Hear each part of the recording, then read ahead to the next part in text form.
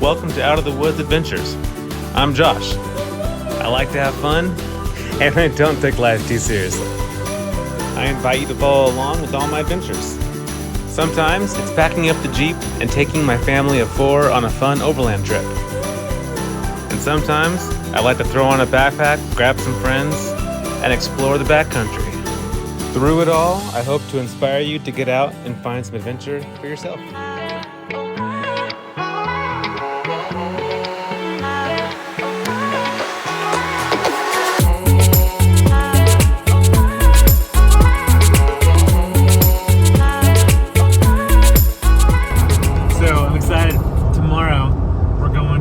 Favorite breakfast place.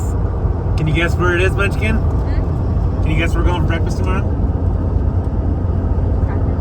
Yep. Cracker Barrel. My favorite. There's none in Washington. I don't know why. So whenever we go anywhere that has one, that's where we go. 1, it's delicious. And 2, they're big portion meals. The prices are really good. It's a really good road trip spot. We are coming from Seattle, and the drive to California is pretty long. So the first day and a half was all spent just driving, trying to get south. But you can't complain about a sunset like this. Good morning. So this is where we camped last night. Nowhere super special, just a quick pull-in spot, but it made for a quick spot just to go to sleep and wake up and leave, which is what our plan was today. But it's nice too because it has vault bathrooms or nice bathrooms over there. Only downside, hear the train right now, so that was kind of a bummer hearing that honk throughout the night. And then the weirdest thing is that there were geese. There was a whole bunch of geese back here that were barking all night. It was a very interesting sound to try to sleep through. But otherwise, pretty good spot. Now we're gonna go get some breakfast at my favorite breakfast spot. And then we're on to a few different stops today. So it should be a pretty fun day, and I'm just excited to show you guys where we're going. After taking in the view for a little bit, we decided to break down camp, which was just the tent today, and instead of making breakfast here, we'll find it on the road somewhere.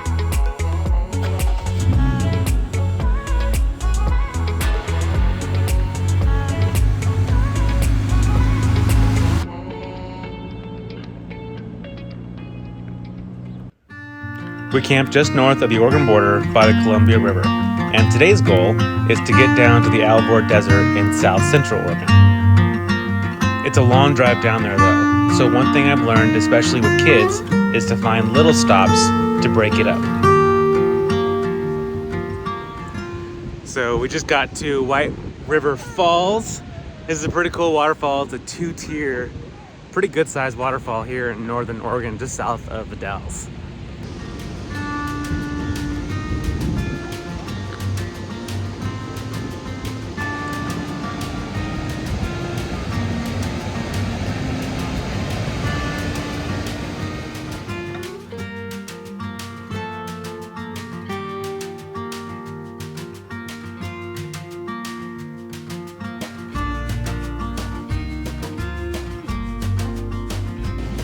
Look at this little munchkin. Where is she? There she is. There she is. What do you think of that waterfall? I want to hear all your most inner thoughts of the waterfall. I want to hear your deepest, darkest secrets about that waterfall. I want to hear them all. What is it? What is it? So a little bit of bummer news as I was trying to pull up directions to the Cracker Barrel that was in Bend. Come to find out that it's been permanently closed. Don't know why. Really bummed because I had my heart, my mouth all watered up for Cracker Barrel. So we found a little local diner that we're gonna go to instead, which I'm sure will still be really good. It's just not Cracker Barrel, but oh well. As bummed as I was to not get my favorite breakfast, I always love finding little hidden diners like this. They're often family owned, super friendly, and the food is often really good.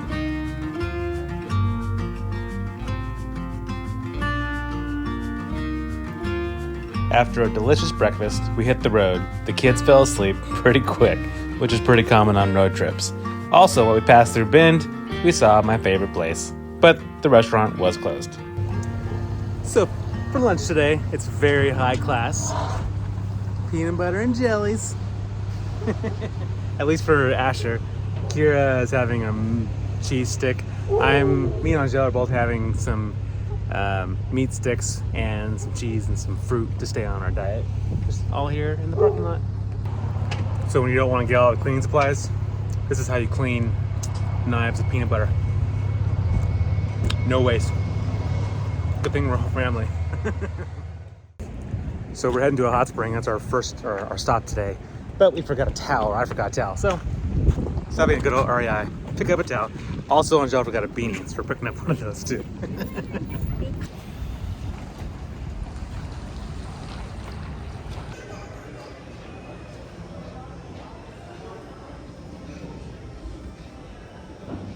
On road trips, I always have the hardest time not going to a grocery store or a gas station like a kid that just got $10 from his parents and buying all the crap that just tastes good. That's always been a hard point for me. So on this trip, I'm trying really hard, trying really hard to stay on, not really my diet, but just my healthy eating style. So for lunch, I had a meat stick, some cheese, and I'm having an apple. All the kids are back there eating candy. That sounds amazing. Yeah. I'm doing this. But staying healthy. After finally leaving Bend, the drive from there to the Alvord Desert is about 4 hours. But it was an absolutely beautiful drive. And as we got closer and closer, I got more and more excited, as this is a place I've been wanting to visit for years. But a quick look on the map will show you that it is quite literally on the way to nowhere, so you really do have to go out of your way to visit this incredible place.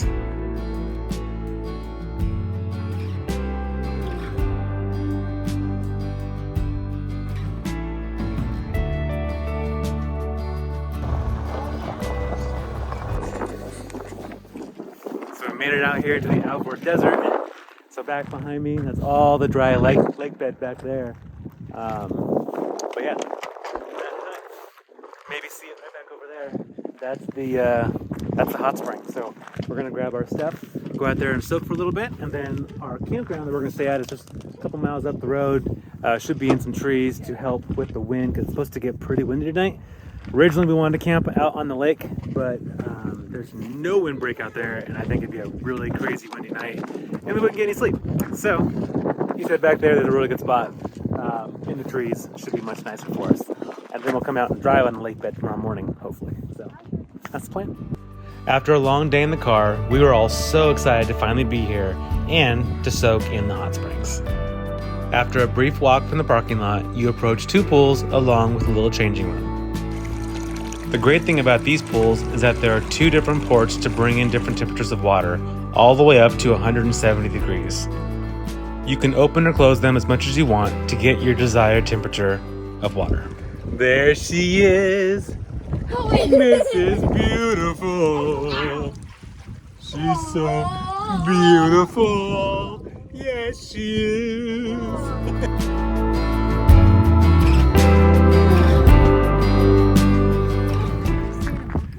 So our plans changed a little bit. We decided not to go camping. It's supposed to get really windy tonight. They're saying 30 to 40 mile an hour gust. We don't know if the tree area that we were told about is going to be that much of a break with these kinds of winds. Plus, there's a good chance of snow or rain in the morning. So we decided that's not really fun to break down camp in the snow and or rain. So they have these cool little bunkhouses. Nothing fancy, super simple. They're $50 to stay in one, so it's a minimal expense. We'll be out of the wind. There's a heater inside. Should make for a more comfortable night where we'll actually be able to sleep out of the wind. For dinner tonight, I'll be making some pork tacos. When we are on the road traveling like this, we like to keep our meals pretty simple. Tacos fit the bill, they fill the stomach, and they're tasty and loved by all. My wife and I also really don't enjoy a lot of cleanup, so doing one-pot meals like this saves us a lot of time cleaning afterwards and leaves more time for fun activities with the family.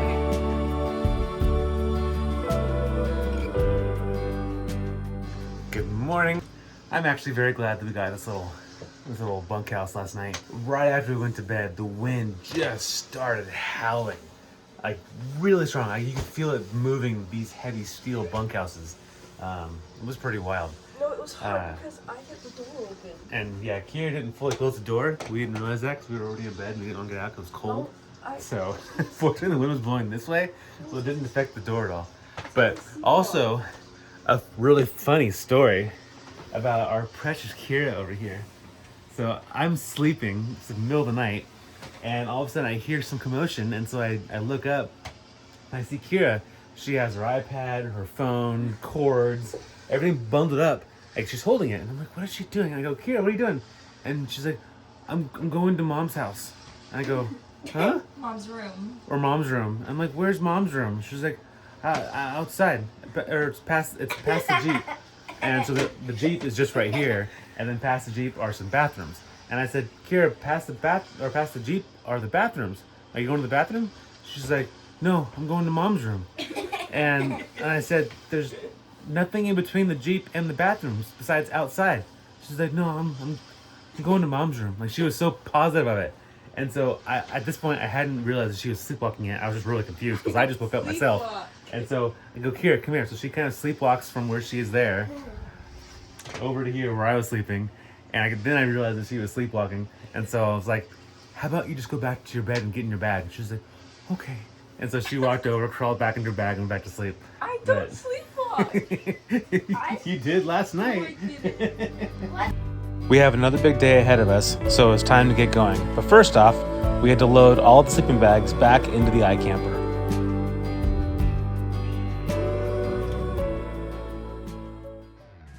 Now that everything's packed up, it's time to hit the lake bed.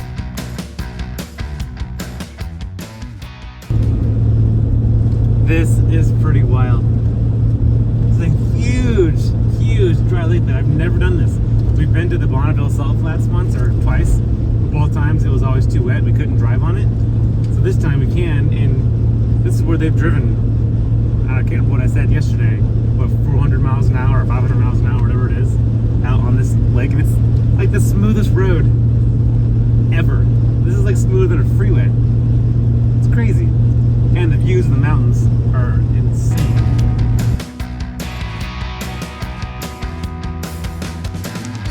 Being an open lake bed with absolutely nothing to hit, I thought this would be a great time for the kids to drive. Hey, don't crash us. Doing things like this is not only great memories for the kids, but it also makes these road trips much more fun for them, instead of just being in the car for hours and hours at a time. Watch where you're going. For Asher, this was just a fun little joyride. But next up, my daughter, well, she's only a couple years from driving herself, so this is good practice. Unlike Asher, who could only reach the steering wheel, I let Kira do the pedals and the steering to see what she could do on her own. 36, 37, 38, 39. This explains the very focused look on her face. But after both of them had their fun, it was time for my fun. I might not have broken the speed record here of 522 miles an hour, but it was still an absolute blast driving on this lake. This is only day one of our big 7-day California road trip, so make sure to like, subscribe, and come back to see more.